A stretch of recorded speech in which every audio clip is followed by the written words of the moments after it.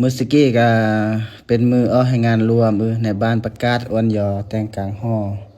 ก็แต่งกลางเป็นฮีตคองประเพณีแต่เรื่องรอดแล้วตรงกลางจะเหยาะทางจะเหยาะแพร่จะเหยาะ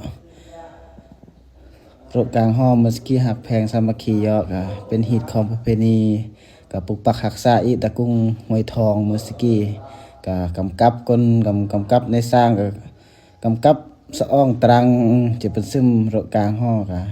จะเหยาะบกจะเหยาะทางคนกำปุกสะอ้องตายตะเลคนกำตายระนอมต่างบางคนกะครึมเปลือปอกปูรแกมปูด แล้วคุญว่าตะจงเนี่ยสกี้กะจะเหยาะตัดโรกลางห้อสกี้กะคุญนอกลำกลางล้อรอดจะเริ่มกลางจะโรกลางห้อสกี้เป็นคามาทอง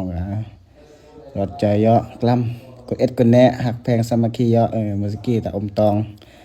กาสุดเมากี้แหละหลังจากอีโรกลางห้อห้อยอีกกายตะกลางเกียมในบ้านกับประกาศแรนหมึกเตแรนปุกกระต้องแรนเสื่องเกียมหลังจากอีเกียมประกอบเกียมแต่ระนีบเกียมเสื่องเกียมปุกกระต้องยอดตะกลางห้อกะอันกะเกียมบอลพันเสื่องขึ้นปลาเรือแต่ง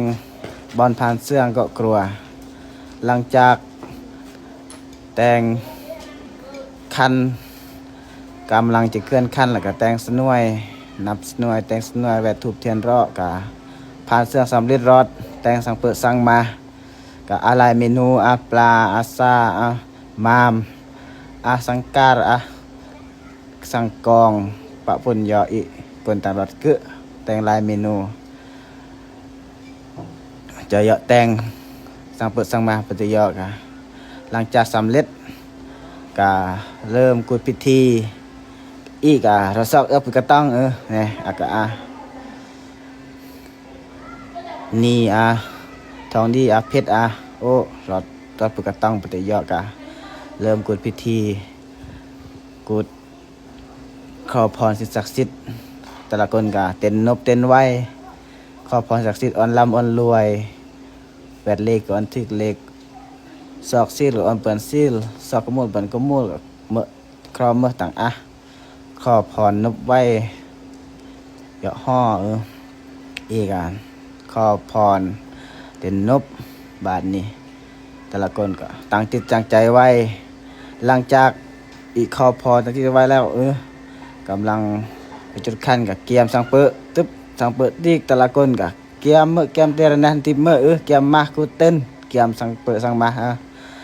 หลังจากนี้ก็เอาจะกูเต้นเกียมเนี่ยสังเปิดสังมากับประมาณกี่แหละ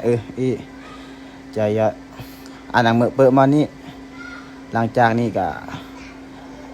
รอดหลังจากนี้ก็เอาจะเต้นกับลำเปิด